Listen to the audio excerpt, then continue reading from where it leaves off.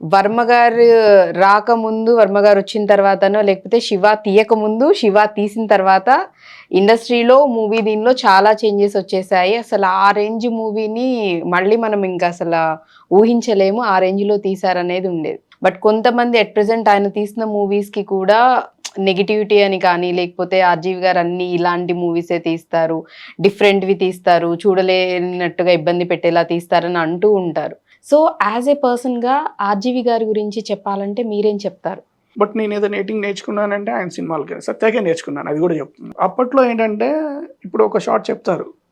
Example ఈ study come ఇలా వెళ్ళింది, ఇలా వచ్చింది, ఇలా యాక్టర్స్ అని చెప్తారు. కెమెరామెన్ అడుగుతారు. సో ఈ షాట్ రావడానికి ఎంత టైం పడుతుంది? ఓకే. ఆయన అంటారు సరే ఒక 10 నిమిషాలు టైం ఇవ్వండి, మిమ్మల్ని పిలుస్తా ఉంటారు. ఈ 10 నిమిషాల వరకు ఆయన వేరే డిస్కషన్ ఎక్కడో వెయిట్ చేసేవారు. 10 నిమిషాల తర్వాత వచ్చి షార్ట్ అయిపోయేది. ఓకే.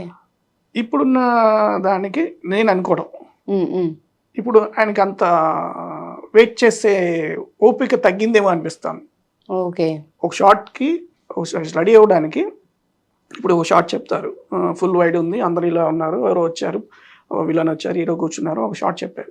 ఆ షార్ట్ రెడీ అవ్వడానికి ఒక 20 minutes పడుతుంది. ఆ లెన్స్ మార్చడం కానీ, లైటింగ్ ప్యాటర్న్ కానీ ఏదో చెప్తారు. అవన్నీ సెట్ చేయడానికి మన కెమెరామెన్కి 10 to 15 minutes టైం పడుతుంది. ఆ 10-20 minutesలో ఈయన పేషెన్స్ తగ్గింది అంతే తప్ప క్రియేటివిటీ కాదండి. అప్పుడు ఎలా ఉన్నారో, ఆయన నాలెడ్జ్ ఎలా ఉందో, ఆయన మేకింగ్ ఇప్పుడు కూడా అలాగే ఉన్నారు సార్. నేను చూసిన అంటే ఆయన సినిమాలకి నేర్చుకుంది. సో టెక్నికల్గా ఆయన శివ తీసినప్పుడు ఎలా ఉన్నారో నాలెడ్జ్ ఇప్పుడు కూడా నాకు తెలిసి ఈ రోజు కూడా అలాగే ఉంటారు. ఓకే.